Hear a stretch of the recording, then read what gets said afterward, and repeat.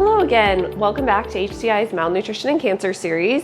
Today we're actually going to cover nausea and vomiting and how to navigate those while still getting the nutrient and the food that you need. Let's talk about ways that you can manage nausea and vomiting while going through treatment. You might notice that you're feeling queasy, sick to your stomach, or even throwing up. So there are lots of things we can do to get those calories in that we need, and we'll talk about lots of options throughout this video. So you might be wondering why we need to manage those symptoms. A lot of times we're just not going to be getting enough calories or nutrients in. If you're feeling sick, you're probably not eating as much, and if you're throwing up, you're also not getting as much from the food that you're eating. So nausea and vomiting can be side effects of treatment. It can also be caused by certain cancer types. So some things that you can do also is notice like food odors that bother you, or even like moving. So getting up really fast or just turning really quick can also make you feel nauseous pretty easily. Today we're going to be talking about a soup that we can make, broccoli cheddar soup. A lot of times soups can be really easy on our digestive system and can be easy to get down. We can also pack them with lots of calories and lots of nutrients like vegetables and use like whole milk and broth. While we're cooking, we want to make sure and wash our hands pretty often. You'll want to start before starting to cook by washing your hands for 20 seconds with soap under warm water. Also, keep in mind you want to wash your hands before and after touching raw meat, poultry, or fish, before chopping fruits or vegetables, and before eating.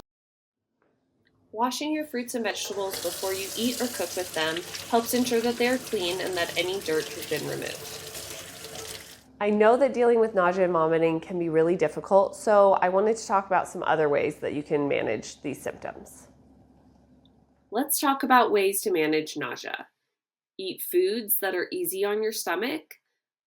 Eat small meals, so that would be maybe 6 meals per day, a couple small meals and a couple snacks. Depends on what you're comfortable with and what works with your schedule. But don't skip those meals, even if you're not hungry, because sometimes if you get past the point of being just a little bit hungry, you will end up feeling nauseous or even more nauseous. So having a little something every couple hours can be really helpful.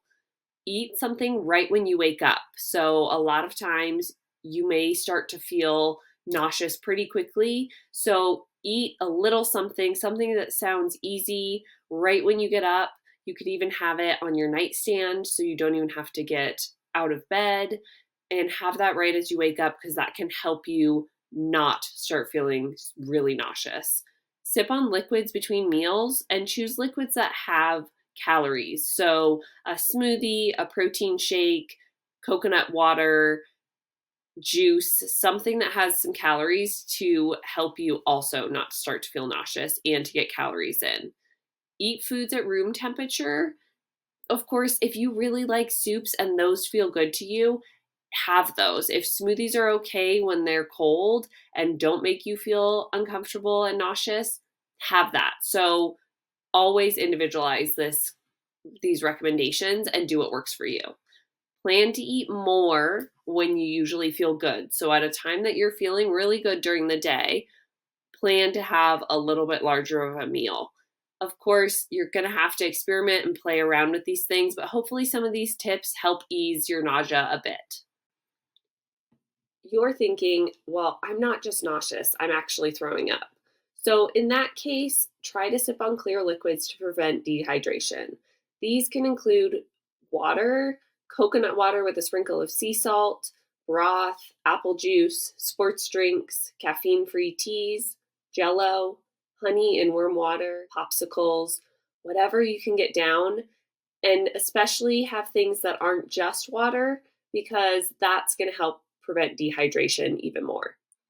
Once you can keep down the clear liquids, start drinking full liquids.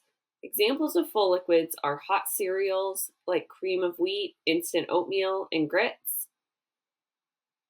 blended soups, smoothies, milk, milkshakes, vegetable juice, custard, frozen yogurt, pudding, yogurt, instant breakfast drinks, and protein drinks like Boost or Ensure.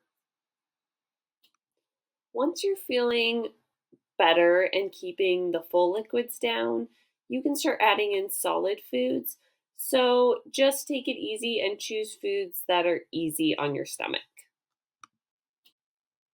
Here are some foods that are easy on your stomach: toast with butter, yogurt, clear broths, smoothies, which can be packed with frozen fruit, veggies, and yogurt, soups, which you can add lots of calories and nutrients to with cream, veggies, and you can even blend it to make it smooth, which can be even easier on your stomach, pasta with butter and Parmesan cheese or nutritional yeast, crackers, applesauce, frozen yogurt, pudding.